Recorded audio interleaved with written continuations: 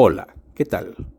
Bienvenidos y bienvenidas al primer episodio de Acompáñame a este viaje, un espacio donde cada palabra, cada historia y cada personaje nos llevan a descubrir nuevos mundos, ideas y emociones. Soy Ricardo Tapia, tu guía en esta travesía visual y sonora. Te invito a dejar por un momento el ruido del día a día para sumergirte conmigo en este viaje que no necesita maletas, solo un poco de curiosidad y ganas de explorar. Aquí hablaremos de historias de vida con sus protagonistas, historias que nos llevan a reflexionar con experiencias personales de nuestros invitados. Cada episodio será una nueva estación en esta ruta en la que viajaremos juntos. Así que ponte cómodo, ajusta tus audífonos, respira profundo y acompáñame a este viaje. Bienvenidas, bienvenidos a nuestro podcast.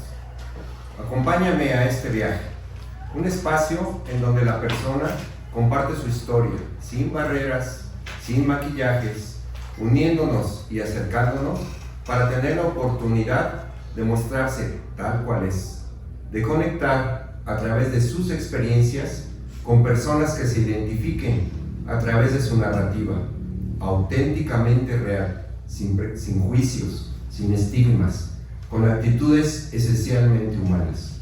Deseamos llegar a lo más sensible para que otros puedan identificarse y así tomar mejores decisiones, para crecer como individuos en el contexto en el que se desarrollan. El día de hoy iniciamos con este ambicioso proyecto. Episodio 1. Bienvenidos a mi mundo, la historia de Minerva Barrón. Maestra, qué gusto tenerla aquí. Muy buenas tardes. Hola, buenas tardes. El gusto es mío. Gracias por la invitación. Gracias por aceptar y por ser parte de este gran proyecto. Nuestra primera vez, su primera vez. Pues muy contenta.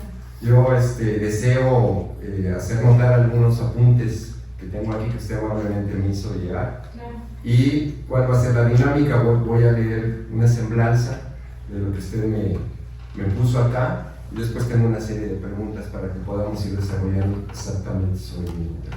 ¿Cómo está? ¿Estás lista? Claro que sí.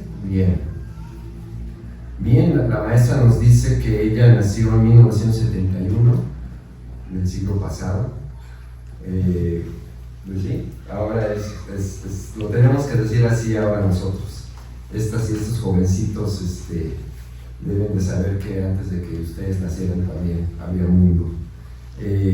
Ella conoce muy bien los pueblos originarios, ahí nació, ahí se desarrolló, sabe lo que es vivir en una comunidad, el valor de las tradiciones, la fuerza de la participación y el valor de pertenecer a un lugar, de sentirse que ahí se pertenece. Es la mayor de su familia, son 5 hermanos, 3 hermanas y 2 hombres. Es hija de una mujer humilde, con mucho orgullo me lo comentó, y que además oriunda de una ranchería. Tuvo la necesidad de dejarla para poder viajar hacia la Ciudad de México y poder ofrecer un mejor futuro para sus hijos. Su padre, un hombre trabajador también, él se desarrolló en el sector público. ¿Es correcto todo esto? Sí, así es. Bien. Ella vivió en una familia tradicional, en donde las reglas, los límites y sobre todo el amor, el respeto, el trabajo y la justicia ponderaron toda su vida, sus orígenes. Le encanta la música de protesta, la música latinoamericana, y vivió y convivió con animales, ¿verdad? No sé si sea, yo creo que sí, fue un gran gusto estar entre pollos, borregos, chivos, vacas. Yo tuve ese gusto también, esa oportunidad de, cuando era chiquito, también convivir con estos seres increíbles, fieles, todos ellos. A sus 17 años participó ya activamente en un evento político, en las elecciones del candidato Cuauhtémoc Cárdenas, 1988. Lo recordamos un poco lejano, pero ahí está. Y ha sido usted muy puntual para poderle otorgar derechos a las niñas y a los niños. Ha estado trabajando en ello. Siempre fue una buena alumna, con buenas notas, con una personalidad extrovertida, lo hemos notado aquí también, ¿verdad? Sí, un liderazgo innegable, yo se lo reconozco también, y una habilidad para la comunicación como pocas.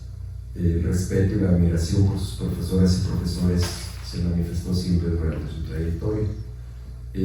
Me llama la atención el día que usted visitó el Museo de Antropología e Historia, esa impresión que le causó seguramente ese origen, digamos, cercano a lo que es la parte natural de México, si lo podemos llamar así, de esa parte, sin cemento, sin asfalto.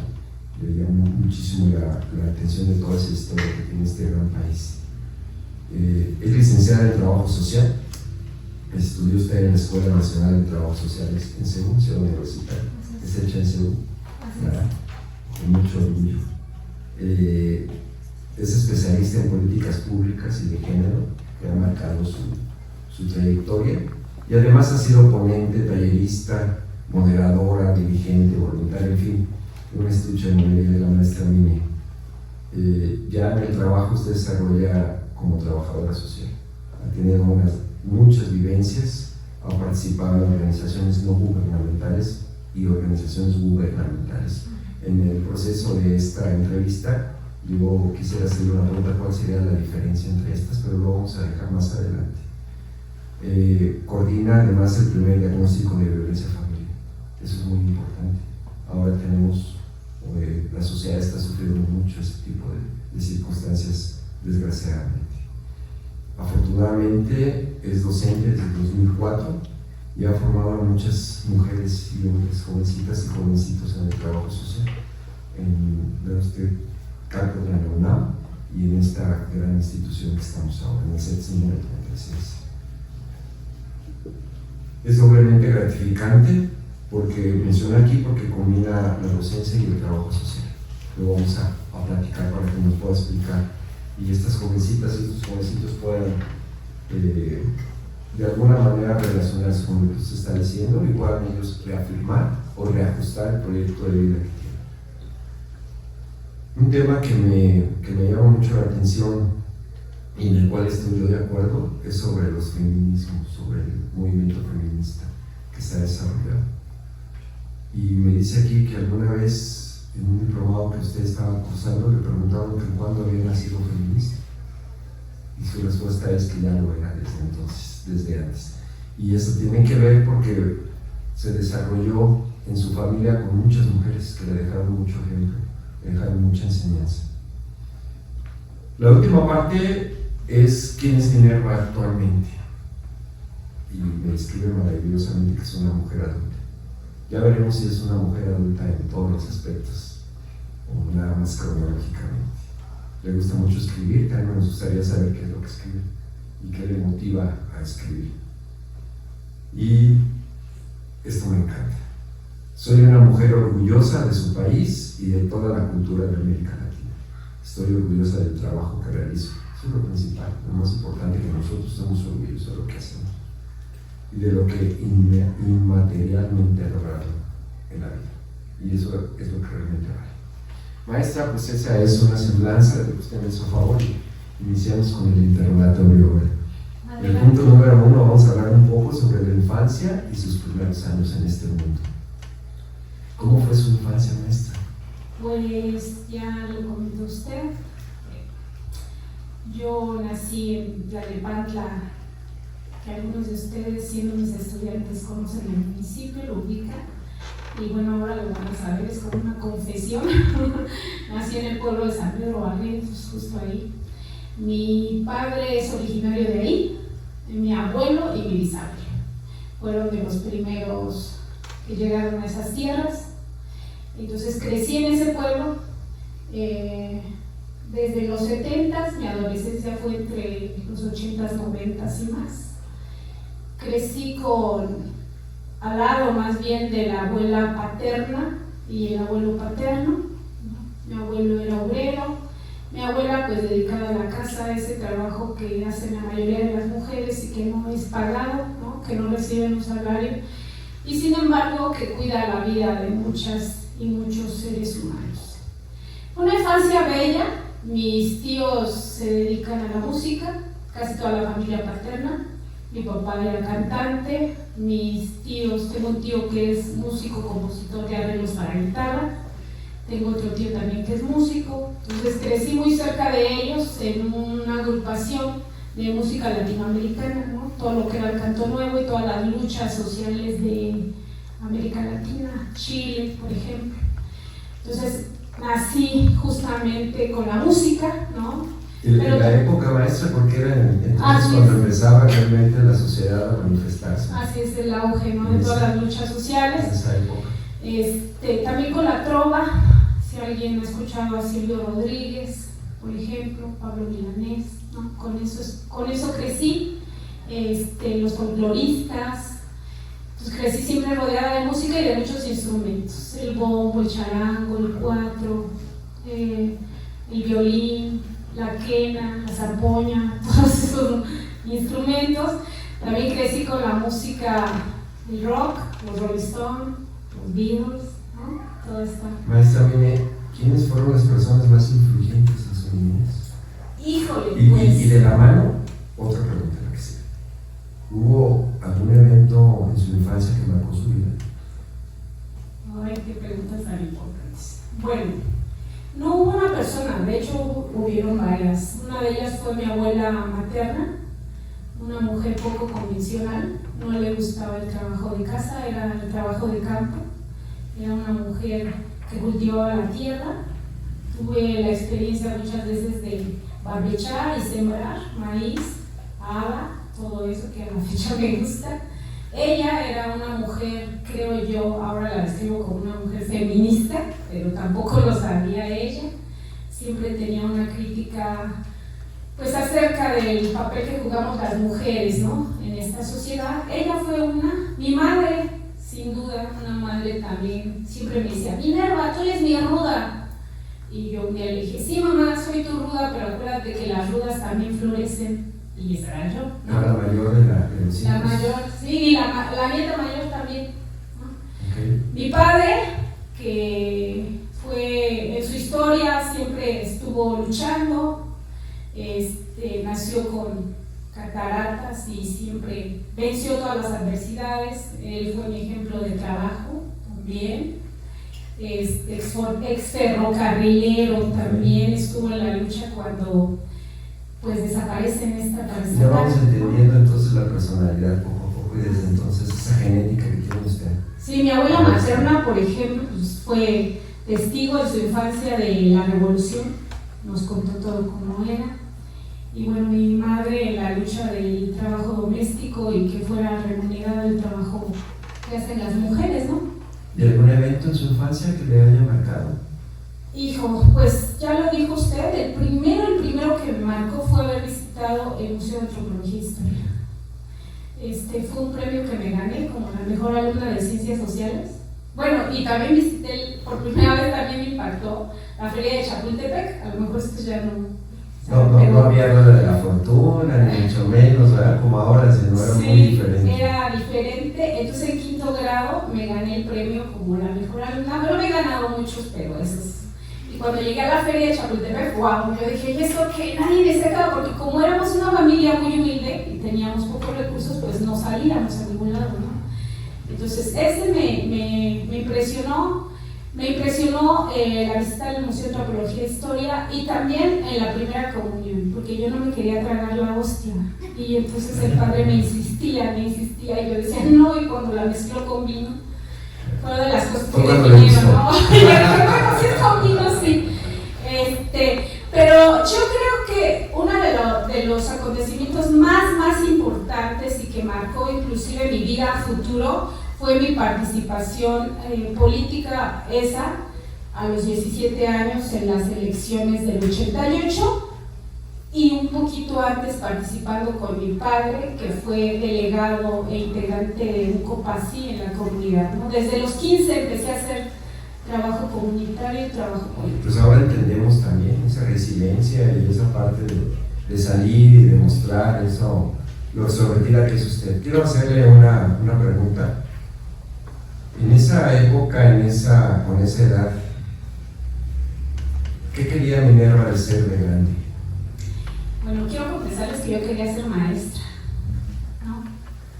Y pensé en ir a la norma, pero después me arrepentí. Y después dije, no, mejor a la prepa. Pero en realidad yo quería ser maestra. Y bueno, ahora lo soy, ¿no? Y pues me siento contenta, feliz porque se cumplió. Pasemos a la adolescencia y la juventud. Híjole, no, porque lo van a saber todo. ¿Cómo fue la adolescencia de Minerva? Rebelde, tranquila, llena de cambios. ¿Qué nos puede decir, maestra, al respecto? Pues fui rebelde y transgresora de las reglas. Me fui algunas veces o muchas veces de pinta. En la relación con mi padre, que ya saben que el padre es la figura masculina, la figura de autoridad. Entonces él decía a la derecha y yo me iba a la izquierda. Él decía de frente y yo me iba para atrás. Él decía arriba y yo iba para abajo, ¿no? Y siempre cuestionando, ¿no? Desde una postura crítica, el papel que no solo como hija tenía, sino también como mujer. Pero a pesar de todo, en algunas cosas fui obediente en ese sentido. Pero sí, en realidad fui muy rebelde como adolescente, así, bastante. Nosotros aprendemos de las crisis y de los errores, es lo que nos deja enseñanza siempre. Cuando las cosas son planas, pues ahí vamos a ver. ¿Qué errores cometió en esa etapa y qué aprendió de ellos? Oh, qué pregunta tan difícil. ¿De la adolescencia? Sí, estamos en la adolescencia y juventud. Hijo, no sé si sería muy egocéntrico decir que ningún error, pero yo creo que en algún momento tenía 15 años cuando tuve mi primer novio y entonces... Estamos removiendo recuerdos. Sí, tuve el primer novio. Yo no sabía ni que era un novio, pero bueno, tuve un novio. Pero de esa experiencia, más que error, entendí, y eso lo entendí desde muy joven, que había que separar la relación de como amor romántico de lo que era Minerva, ella y lo que quería, ¿no?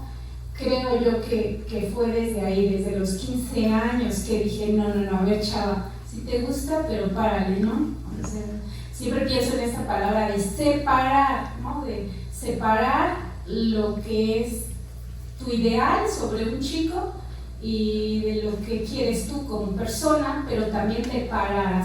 ¿Cuándo paras? ¿Cuándo ya no te enganchas más? Creo que eso lo aprendí, no sé si por error, yo creo que sí, porque el chico todos los días iba a buscarme a mi casa y entonces yo decía, ¿cómo me deshago de él? ¿Cómo me deshago de él? Y bueno, pues ya después obtuve deshacerme de él. Y esa enseñanza ha sido permanente.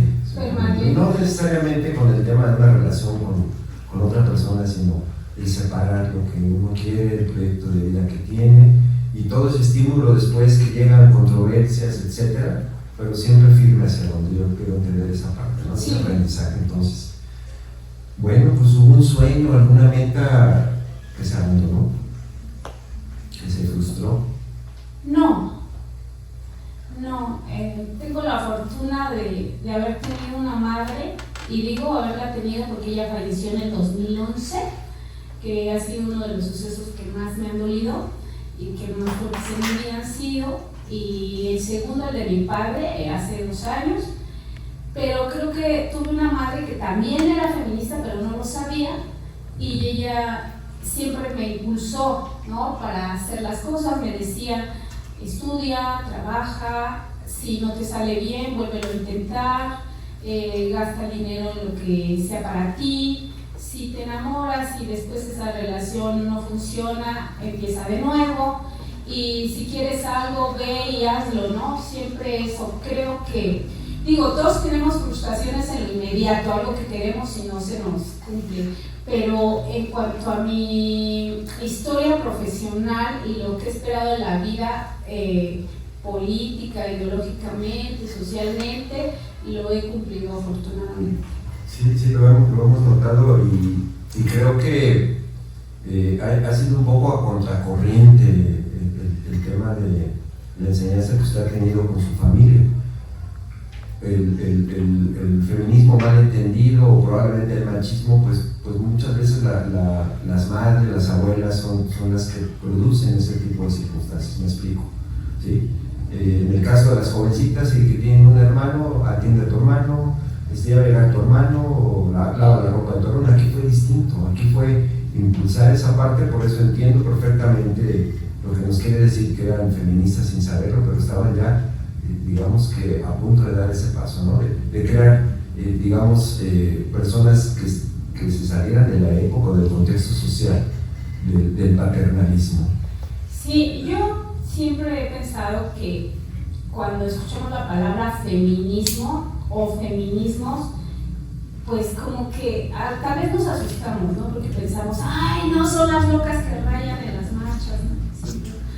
Pero no suele ser así. La verdad es que el movimiento feminista o los movimientos feministas son movimientos de lucha de la defensa de los derechos de las mujeres. Eso es lo que hacen los movimientos feministas. Y por ejemplo, esto que se dice comúnmente, doctor, y que usted lo acaba de decir, bueno, es que ¿quién nace al hijo machista o quién nace a la hija machista, no?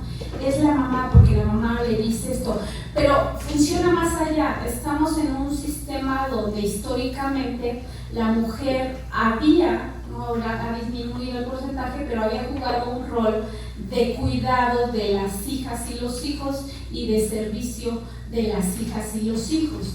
Entonces, pues ese papel siempre se reproducía. Si a mí mi mamá me enseñó a servirles a los demás, yo le enseño a mi hija, yo le enseño a mi hija, yo le enseño a mi hija, ¿no? Y el papel o el rol de los hombres era más de proveedor. Entonces, en ese sentido, todo el tiempo se fue reproduciendo. Pero había mamás que estaban muy adelantadas a la época, como fue mi abuela y mi madre, que decían, a ver, espérate, no necesariamente tiene que ser así. O sea, ¿por qué ella tiene que hacer esto? ¿O por qué las mujeres tienen que actuar de determinada manera o reservarse tales cosas, ¿no? Había mujeres que sí ponían como este punto de crítica, pero los tiempos eran distintos. La mayoría de las familias estaban conformadas justamente por una madre que cuidaba y un padre que era proveedor. En ese sentido, ahora vemos que ya las familias no funcionan así. Aunque muchas mujeres van por un trabajo asalariado, ¿no? De un sueldo, todavía sí regresan a casa a los cuidados, pero hay mujeres que ya no necesariamente hacen eso. Hay mujeres que deciden no tener hijos e hijas, hay mujeres que deciden viajar, hay mujeres que ni siquiera quieren ya que les festejen 15 años o demás, ¿no? Por ejemplo. Maestra Mine, ¿cómo descubrió su pasión y su vocación? Seguimos en la etapa de la adolescencia y de la juventud, para que no nos vayamos un poquito. En esa etapa, en ese ciclo de su vida, ¿cómo fue usted formando ese proyecto de vida que nos está hablando? Bueno, es importante decirles que yo nací en una familia que fue una familia que, a pesar, veníamos de un bisabuelo que tenía tierras, que a pesar de venir de una familia así, era una familia que siempre se preocupaba por los que menos tenían o por la gente pobre. Por ayudar, mi abuela podía quitarse el taco de la boca y decir, a ver, dile al vecino que no tiene nada que comer, que venga y que coma, ¿no? Entonces yo crecí con ese ejemplo y la gente se educa con el ejemplo y así crecí. Wow, me gusta. Y entonces después llegué a 14, 15 años y veía a mi papá que hacía trabajo comunitario. Habían dos figuras que aparecen en la ley, que es el delegado de tu comunidad en el Estado de México y el COPACI, que es el Consejo de Participación Ciudadana. Entonces mi padre participó en ambos y entonces me decía, ven Minerva, vamos a la faena, van a construir un puente, vamos a construir la calle, ¿no? Entonces desde muy chica siempre me involucré y era la que iba por las tortillas, o que yo traigo esto, que yo le aviso a la señora, siempre. Y además el pueblo en el que crecí, en esa época, que había un programa, por cierto, de solidaridad, ¿no? La gente se juntaba y hacía faena. Para los que no sepan qué es faena, es un trabajo que hacemos en conjunto y se hace para el bien de la comunidad, desde pavimentar una calle, construir un puente. Ese programa de solidaridad antes estaba muy en boga y el gobierno ponía los materiales y el pueblo, los habitantes hacían la mano de obra, ¿no? Lo que la maestra quiere explicar. Así es. Entonces, pues crecí así, haciendo eso, con el ejemplo de eso. Y después, como ya lo dijeron, me involucré activamente en la defensa de los derechos de los niños y las niñas que organizaba la Junta Local en el Estado de México, la Cámara de Diputados, y entonces ahí me veía con mis urnas. Yo iba, llegaba la niñez, la chamacada, y a meter sus votos, y platicábamos, y hacíamos juegos de mesa, y bla, bla, bla. Entonces siempre fue sirviendo a la comunidad, apoyando a los otros, que alguien estaba algo, que pasaban los migrantes, que haz comida para los migrantes. Nadie me decía, pero yo en todo andaba. Pero ese era un ejemplo también de cuando la abuelita, la mamá se quitaba la comida de la boca para el vecino, eso usted lo vivió, lo veía, lo sintió propio. Claro, y además mi abuela materna en el pueblo, en la ranchería, organizaba y era la que cocinaba y también hacían los trabajos de la ranchería. Venía el señor tal a cortar, a despuntar los magueyes, a barbechar, y entonces las mujeres se organizaban todas, unas haciendo tortillas, salsas, y bueno, pues así crecí, ¿no? Ya nos puso en contexto la vida familiar, desde pequeñita, su niñez, la adolescencia. Ya empieza la Minerva independiente, la Minerva individual, pasamos a la etapa de vida adulta y carrera. Y quiero preguntarle, ¿cómo llegó a dedicarse a lo que ahora hace? ¿Qué la motivó? ¿Qué fue? ¿Qué le impulsó? ¿Quién le impulsó? Bueno, después de que salí de la prepa, desde la prepa pues ya participaba activamente, políticamente, socialmente, y comencé a ver qué carreras había que podían gustarme. Ya saben que cuando salimos de la prepa no sabemos qué carajos queremos estudiar, y lo que más repiten decimos, sí, derecho, sí, pedagogía, pero no sabemos qué realmente queremos, ¿no? Algunas se han acercado pronto y me dicen, maestra, ¿cree que esta carrera sea buena?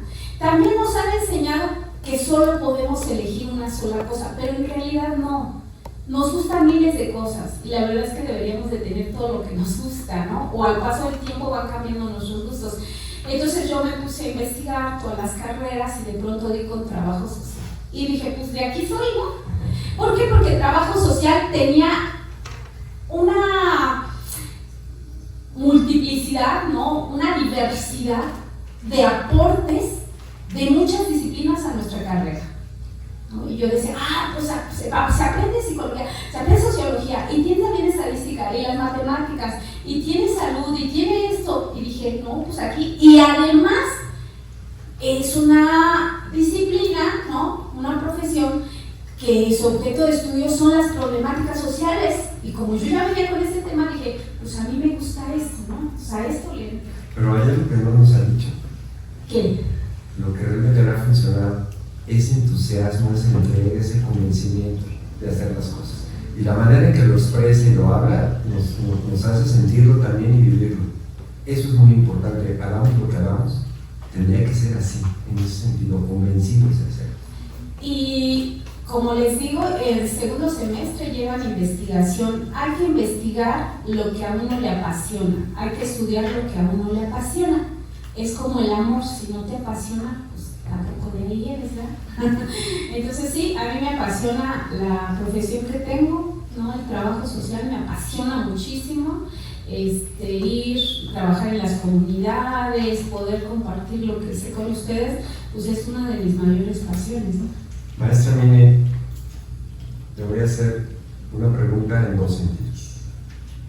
¿Cuál ha sido el mayor logro profesional, personal que ha habido? Y contrastando el fracaso de la misma forma. Pues no tengo un logro en particular, tengo varios logros. Uno de ellos es como docente, ¿no? Como docente del trabajo social. Creo yo que algunos y algunas aquí en la escuela podrán tomar la decisión de no estudiar trabajo social, o sea, continuar a nivel licenciatura.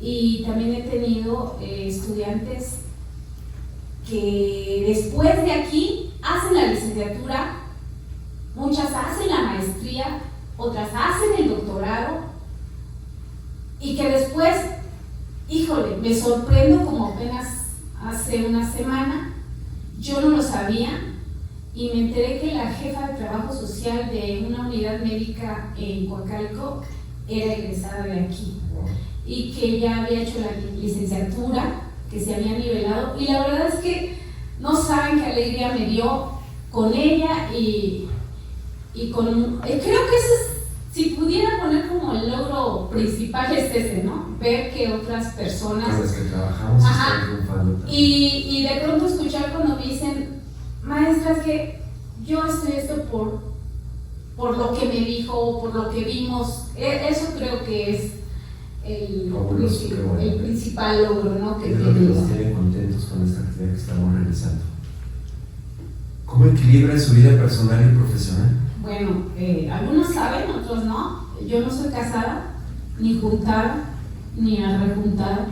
No tengo hijos, hijas e hijes, tampoco tengo. Afortunadamente tengo una familia que es una red de apoyo con 2 hermanas, una dedicada al 100% a la vida en casa, ¿no?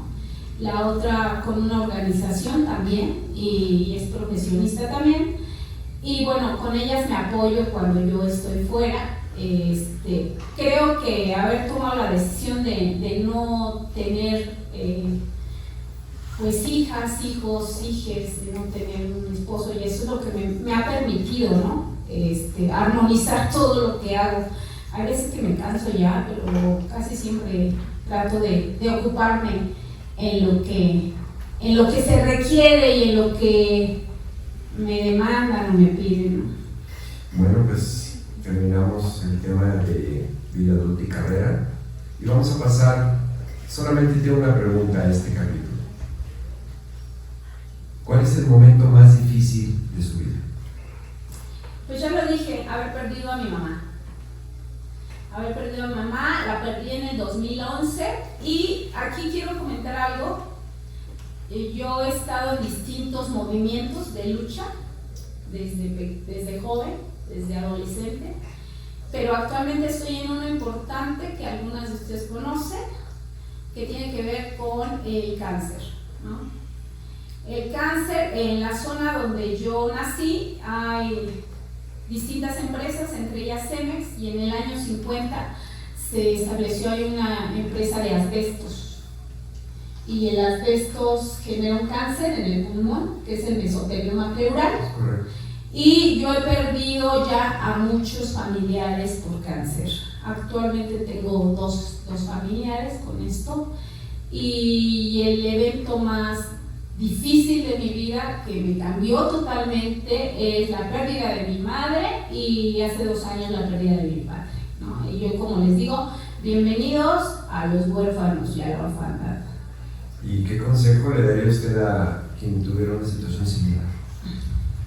Hablamos que el fallecimiento de su madre fue en 2011 ya.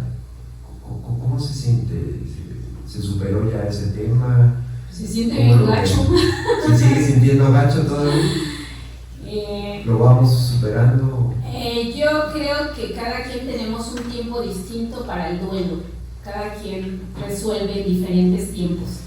Pero lo que pasa es que la figura de la madre y la figura del padre son pilares importantes en tu vida.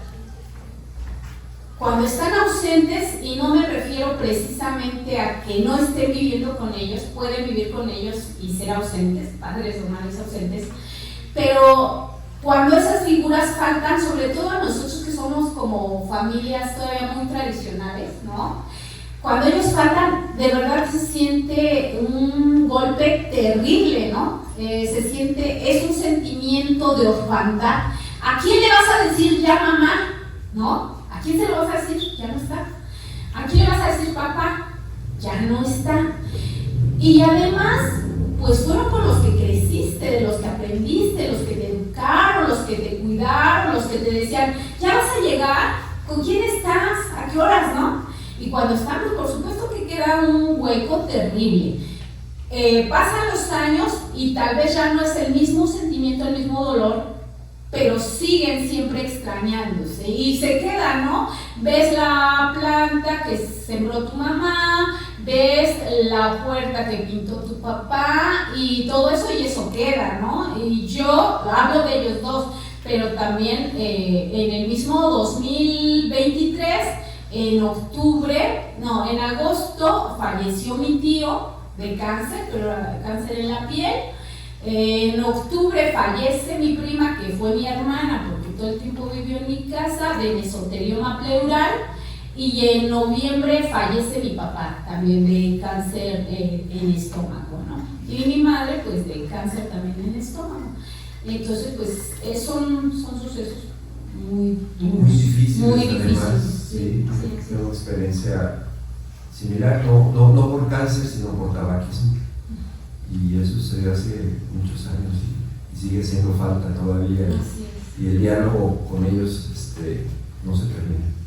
Sigue estando vigente. Pero ¿sabe qué, doctor? Bueno, a mí lo que me queda ahora y lo que me da fuerza es estar activa. De hecho, hoy tenemos una reunión en la noche, ser activista en este tema.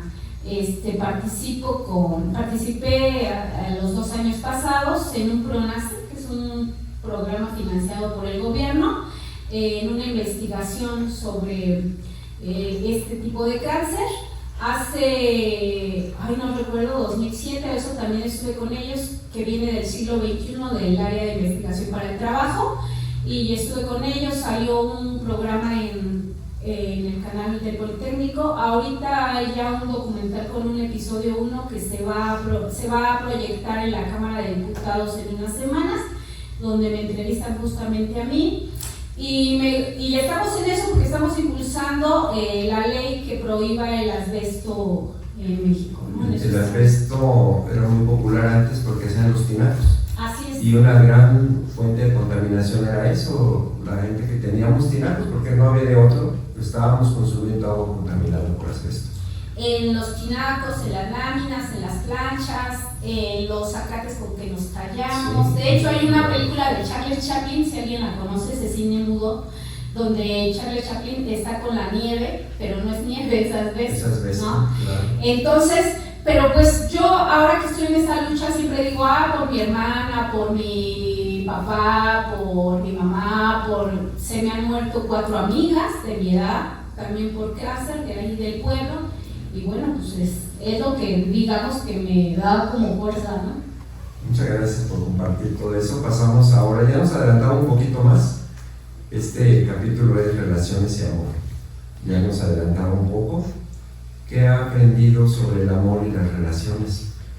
Y las relaciones no me refiero a las que todos están pensando, sino a las relaciones con otros compañeras, compañeros, con la familia, la forma de relacionarse con todos nosotros como sociedad y como seres sociales que somos. Bueno, las relaciones son fundamentales, somos seres gregarios, necesitamos de las relaciones. Quien diga que no, pues no sé dónde esté viviendo, pero necesitamos.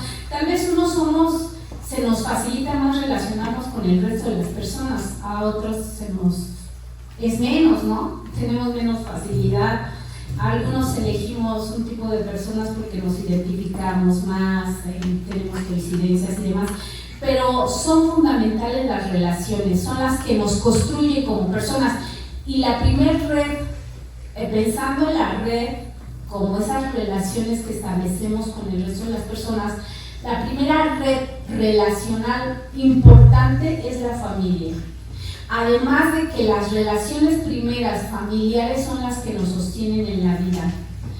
Cuando se rompen esos lazos, la gente, ustedes lo ven, y si lo estudiaban o si lo estudiarían, por ejemplo, los niños y niñas que están en calle y que terminan en las adicciones y todo, cuando se estudia este fenómeno, generalmente se encuentra que sus relaciones primarias se rompieron, ¿no? ¿Por qué? Porque es lo que te da identidad. Tú sientes, dices, pertenezco aquí, esta es mi familia, este es mi padre, esta es mi madre. Tú no puedes existir si el otro no existe. Tú eres hija porque tienes una madre, la otra es una madre porque tú eres la hija. Eres hija porque tienes un padre, siempre necesitas de los otros y las otras, para todo, hasta para el cuidado.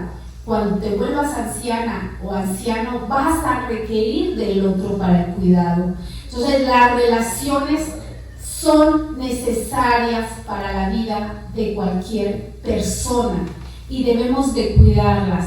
En ese sentido también, el amor no es solo el romance o el amor romántico del otro, de la otra, con quien romanceo, salgo, me doy mis besitos, mis abrazos, me apapacho, ¿no? El amor está prácticamente en todos lados.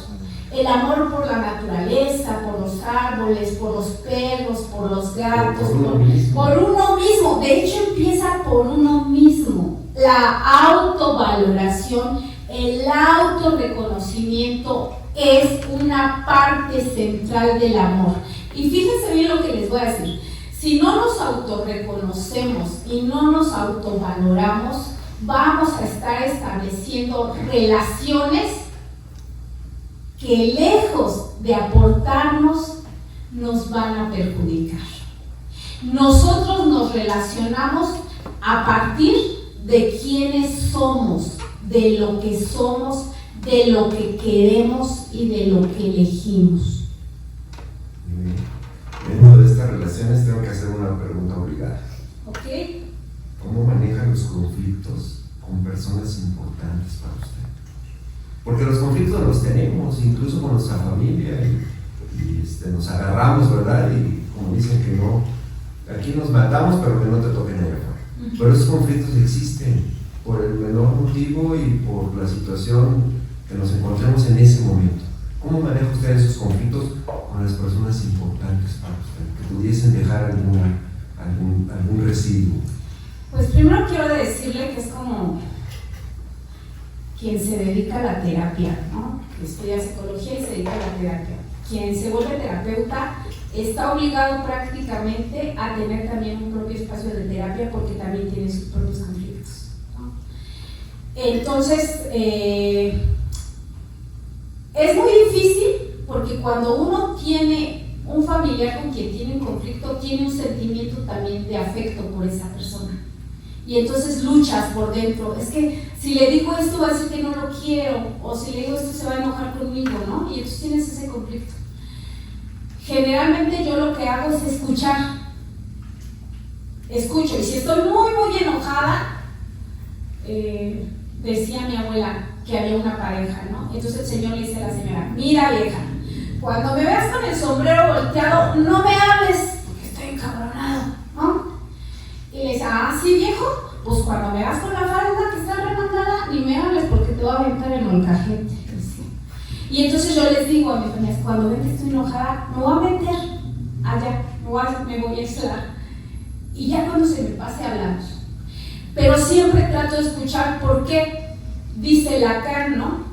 Cuando uno comprende, ya no escucha. Eso significa que si dices: ah, ya entendí, dejas de escuchar a la otra persona y lo que te está tratando de decir. Empiezas a interpretar y entonces ya no escuchas. Y si no escuchas, existe un porcentaje muy alto de que no se resuelva el conflicto. Puedes olvidarlo, pero no se va a resolver. Las emociones nos invaden siempre, para bien o para mal. Y la otra, con respeto. Digo, si estoy muy enojada, me calmo, porque si estoy muy enojada, perdón, voy a decir esta palabra, la voy a cagar. Y si la cago, luego, ¿qué voy a hacer? Porque me voy a sentir culpable. Entonces, mejor me calmo y ya cuando tenga como tranquilidad, hago. Es muy importante lo que nos dice, porque a veces cuando actuamos o tomamos decisiones con sentimientos, no es lo que nosotros queremos decir. Así es. Y después nos estamos arrepintiendo y luego, lo que usted dijo, eso mero. ¿cómo la limpiamos después? ¿No? Y eso nos cuesta más trabajo todavía que en ese momento de impulsividad, de decir, de hacer. A veces uno comete tantas cosas. Me dice: es que eso que dije no era lo que yo quería decir. Pero ya lo dije y el año ya está y respondiste. Sí, pero también es importante decirlo, sobre todo cuando estamos en la adolescencia, ¿no? Que también tenemos derecho de enojarnos y también tenemos derecho de discernir con las otras personas, de tener diferentes opiniones con tu papá, con tu mamá, con tu maestra, con tu maestro, con tu hermano, o sea, y no por eso nos vas a dejar de querer. Eso es bien importante, porque a veces decimos: no lo puedes decir porque A lo mejor inclusive me deja de querer. La persona que te quiere te va a querer así como eres. Pero siempre, siempre tienes que hablar en un margen de respeto con el otro y de escucha, siempre. Y siempre los argumentos que tengamos deben estar sustentados, deben estar críticos y con una robustez para que los podamos defender. Eso es lo que yo podría aportar al respecto. Bueno, pues estamos ya acercándonos al final. Vamos a pasar ahora al capítulo de filosofía de vida y reflexiones. Nos interesaría mucho de toda la experiencia que usted ha vivido, todo lo que se ha desarrollado, pudiera compartirnos qué hábitos o rutinas le han ayudado a ser mejor persona. Bueno, soy muy disciplinada.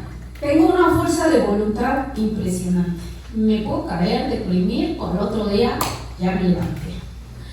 Me adapto muy fácilmente. Además de que me considero inteligente, entonces eso también ayuda. Y soy disciplinada para todo. Me piden algo y lo entrego en tiempo y forma, me adelanto. El ejercicio también me ha ayudado mucho. Desde muy joven ingresé a los talleres de danza de la UNAM, estuve ahí un rato, y después estuve en baile contemporáneo y todo ese tipo de cosas, y después me volví instructora de ejercicios de piso y aeróbicos y esas cosas. Y actualmente, bueno, he practicado jiu-jitsu, kickboxing, y actualmente nado 4 veces a la semana y 2 días hago yoga. Leo y escribo poesía, tengo una página en Facebook de poesía también. Bueno, eso nos interesaría mucho, vamos a investigarla. Al principio, en la semblanza que me hizo favor de llegar, ahí decía que escribía, entonces es poesía, entonces. Poesía. Excelente, sí. Muy bien. ¿Qué opinión tiene del orden? Me parece que en la adolescencia debemos de trabajar con 2 cosas importantes. Una cosa es el orden, bueno, 3: orden, organización y límites. Eso es lo que constituye a las personas, las construye, para que después nosotros podamos también asumir responsabilidades que vayan definiendo como nuestra vida, ¿no? Entonces sí, es necesario. Como lo que ha venido platicando, el orden comienza con uno. Claro. Si yo tengo orden en mi recámara, en mi bolso, si tengo automóvil, tengo orden en mi automóvil, en la cajuela, tengo orden en mi vida, sí. Eso se refleja. Sí. Es un reflejo de cómo actúo yo de manera particular y privada con la forma en cómo me desenvuelvo en este mundo. Sí, de hecho, les voy a decir que yo hago un ejercicio siempre que me da un poco de ansiedad. Me decía una alumna: maestra, ¿usted no sufre de estrés? ¿Cómo no va a sufrir de estrés? Pero me lo aguanto. No me lo aguanto. También quiero decirles que desde hace muchos años empecé por una cuestión de trabajo, ¿no? Porque fui operadora de un programa terapéutico. Me enviaron, dijeron: ¿quieres ser operadora de este programa? Te tienes que psicoanalizar. Y desde el 99 me psicoanalizo. Me gusta el psicoanálisis porque es una forma de entender la mente humana también. Y cada vez que me puede dar depresión o ansiedad o eso, me pongo a limpiar mi cuarto y me empiezo a tirar cosas. Esto sí, esto no. Algo que no usaste en un año no lo vas a usar. Y entonces tíralo, porque te vas acumulando cosas. Desde ahí me disciplino. Entro en un régimen alimenticio, en la mañana fruta, proteína, desintoxico mi cuerpo anualmente con hierbas, no dejo de hacer ejercicio. Y toda esa energía y esa proactividad se nota en todos los aspectos de su vida. Si pudiera, maestra Minerva Barrón, volver atrás, ¿qué cambiaría? Nada, no cambiaría nada, porque si cambiara algo tal vez no sería la persona que va a ser. Qué respuesta tan acertada. Me gusta lo que soy ahora. Pasamos a la última parte. Ok. Futuro y legado. ¿Qué metas tiene Minerva Barrón para los próximos años? Híjole, no tengo metas para los próximos años, las tengo para la siguiente semana. Voy a fundar una consejería para mujeres y familias. Me dan mis tarjetas hoy. en la tardecita y un flyer. Okay. Siempre he sido consejera para mujeres, pero ya lo voy a tomar como más en forma. Voy a fundar esa consejería que también tendrá otro objetivo, que es llevar talleres comunitarios a todas las comunidades urbanas, talleres para fortalecer a las mujeres y también para darles herramientas de liderazgo.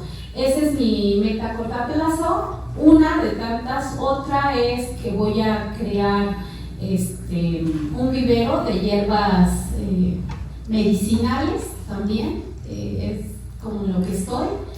Y tengo un pendiente en la Facultad Latinoamericana de Ciencias Sociales, que es la Flaxo, que regreso este año para poder titularme en un grado que tengo pendiente, que lo dejé por la muerte de mi papá y regreso este año.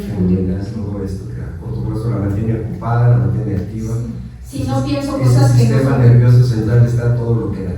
Excelente. ¿Cómo le gustaría ser recordada? ¡Ay, qué pregunta! Pues más bien me gustaría que me recordaran. No lo sé, creo que la manera de recordar de cada quien es dependiendo de la experiencia que tuviste con la persona. No, eso es lo que creo. Sería muy afortunada que después de mi muerte alguien se acordara de mí. Yo con eso me conformo, y con hacer el bien ahorita que estoy a la gente que lo necesite y que me lo pida. Aquí hay dos cosas importantes que quiero mencionar, dos apuntes. Uno, trascender en lo que estamos haciendo, salir más allá, ser diferente, distinto. Eso es importante. Y la segunda, con mucho mensaje. Nosotros debemos de ser y trabajar para cuando ya no estemos. Porque cuando ya no estamos, si bien es cierto que no nos interesa mucho lo que la gente diga, pero yo creo que un buen o mal recuerdo es cuando se empieza. Cuando ya no estamos en una oficina, cuando ya no estamos en una encomienda, cuando ya no estamos en una familia o en este mundo, la gente tendrá que reconocer, para bien o para mal, cuál fue nuestra trayectoria, nuestra trascendencia en esto que nosotros venimos haciendo. Yo me siento muy satisfecha con lo que he hecho hasta ahora y con lo que todavía tengo pendiente de hacer. Si eso le sirve a las mujeres, a los hombres de todas las edades, yo me doy por bien servida. Y si en algún momento ya no estoy, pues ahí queda lo que he escrito también. Esa es otra meta que tengo, de escribir una novela. Entonces, y sí puedo ser recordada por eso y por mis aportes en la docencia y la ayuda o en la asistencia, pues qué bien. A lo que nos dedicamos tiene mucho que ver esto, ¿no? Nosotros a veces decimos, tenemos muchos alumnos acá, pero con uno que esta plática, que esta entrevista le sirva, ¿verdad? Y que reafirme su proyecto de vida. Además, yo creo que ya eso puede decir que cumplimos la tarea que estamos en esto, ¿verdad? En este mundo. La última Y nos vamos. Si usted tuviera un mensaje para el mundo, ¿cuál sería? Pues pónganse las pilas.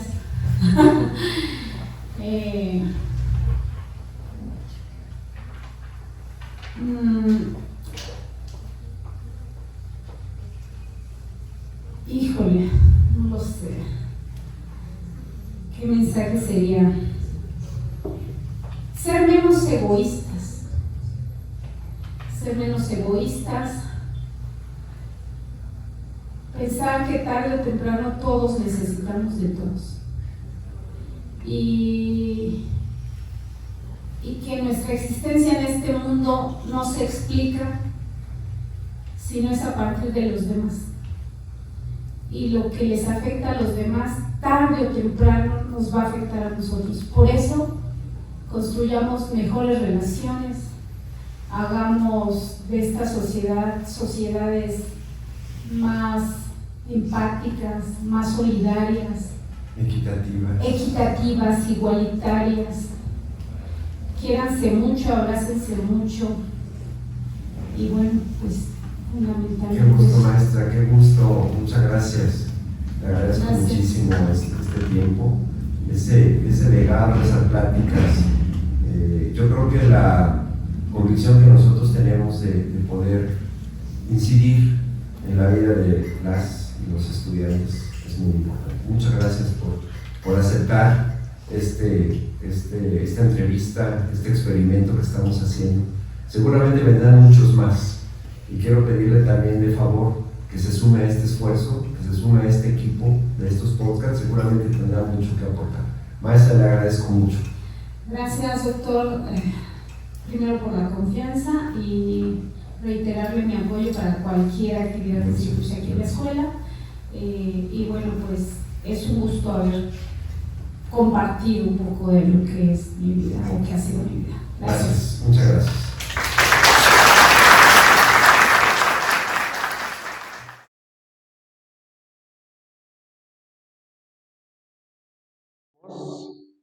Acompáñame a este viaje con nuestro primer episodio. Bienvenidos a mi mundo. Muy interesante lo que ahora realizamos, de mucha enseñanza, y agradezco realmente a la maestra Minerva Barrón que haya abierto su vida, que haya abierto su experiencia para que todos nosotros podamos conocer y poder, si así es, reflejarnos en ella y tomar mejores decisiones en el futuro. Próximamente les haremos llegar el episodio número 2. Que tengan muy buena tarde.